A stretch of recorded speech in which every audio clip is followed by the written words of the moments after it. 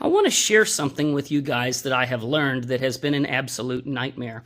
I've been working on bleeding the brakes on my car for about 90 days now, and I've probably got 10, 15 hours in trying to bleed the brakes on this car, and I've still got a spongy brake pedal, and I'm pretty sure I finally know why.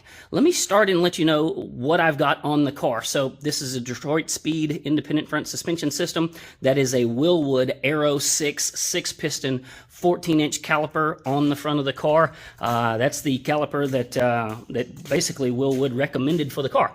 On the back end of the car, I'm running an inboard brake setup. This is an independent rear suspension system by the folks at Heights, and their entire independent rear suspension system comes with Wilwood calipers automatically. When you order this, it just automatically comes with calipers. You don't specify anything. That's what's on the back of the car. For the master cylinder on the car, I am running Wilwood's 7/8-inch dual master cylinder, and that is what Wilwood recommended to me.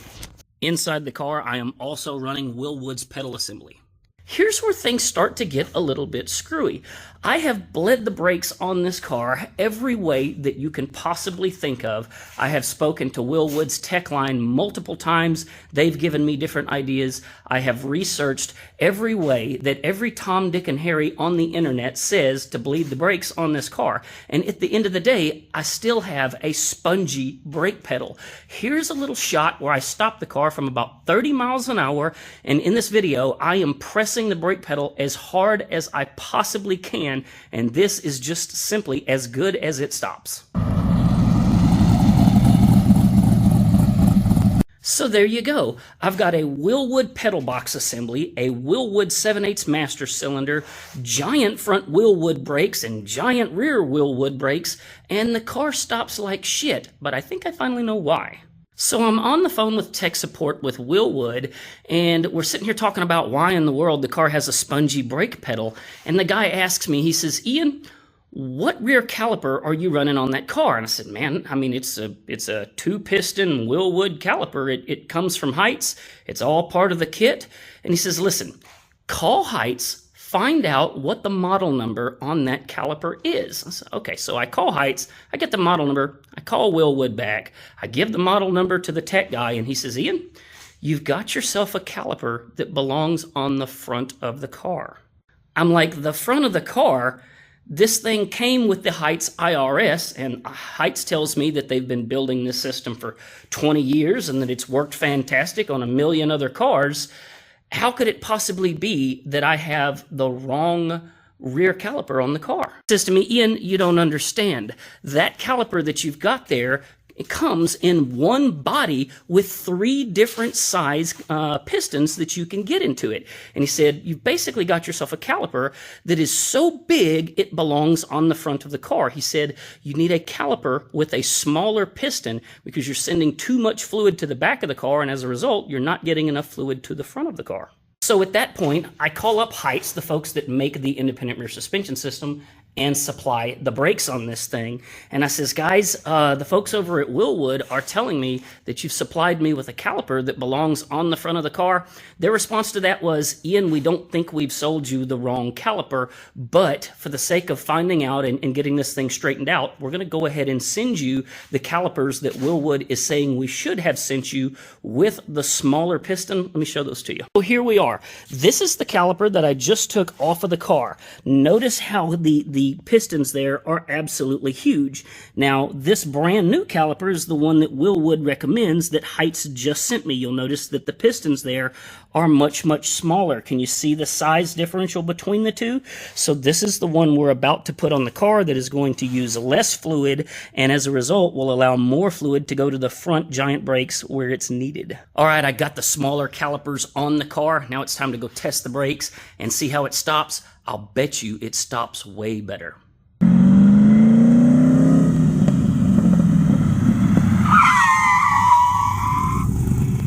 Sure enough, you saw it just the same as I did. By switching out the calipers in the rear to a smaller caliper, I gained a tremendous amount more braking ability out of the front of the car. So Wilwood was definitely right. Now, one of the things that I do want to tell you is that in that video, I had the master cylinder, the proportioning valve. Where did it go, Ian? There it is right there.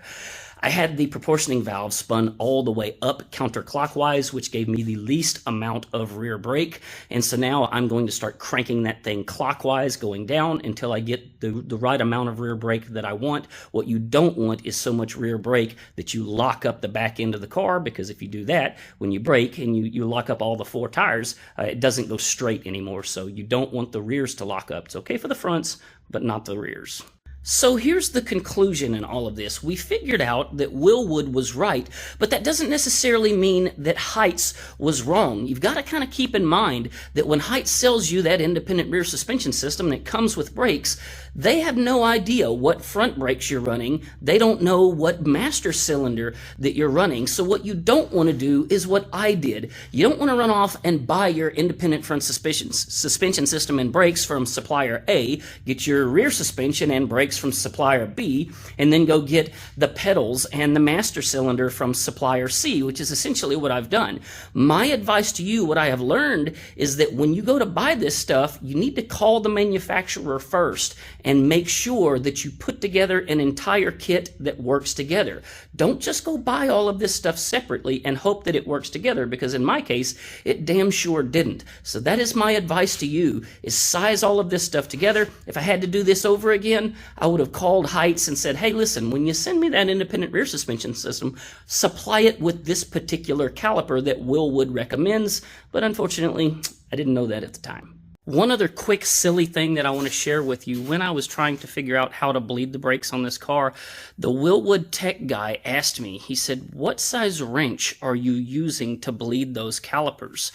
And, I thought to myself, what kind of question is that? I'm using the wrench that fits the thing, right?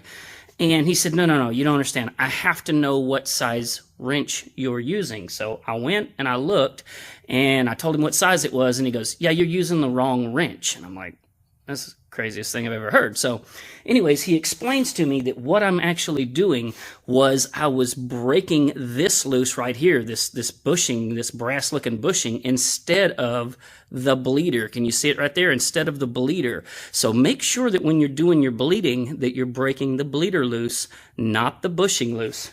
Frankly, I'm not even sure why it matters, but I can tell you, if you're doing that, you ain't bleeding nothing. Shout out to Mr. Mike Ruth over at Heights.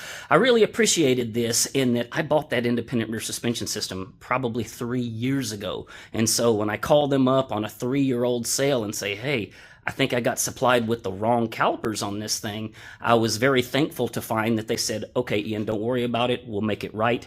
They sent me the calipers that Wilwood recommended, and so now I'm going to ship back the original calipers. But I was very appreciative that they did that on a 3-year-old sale and took care of us. Thank you. There you go, folks. The car is now stopping like a champ.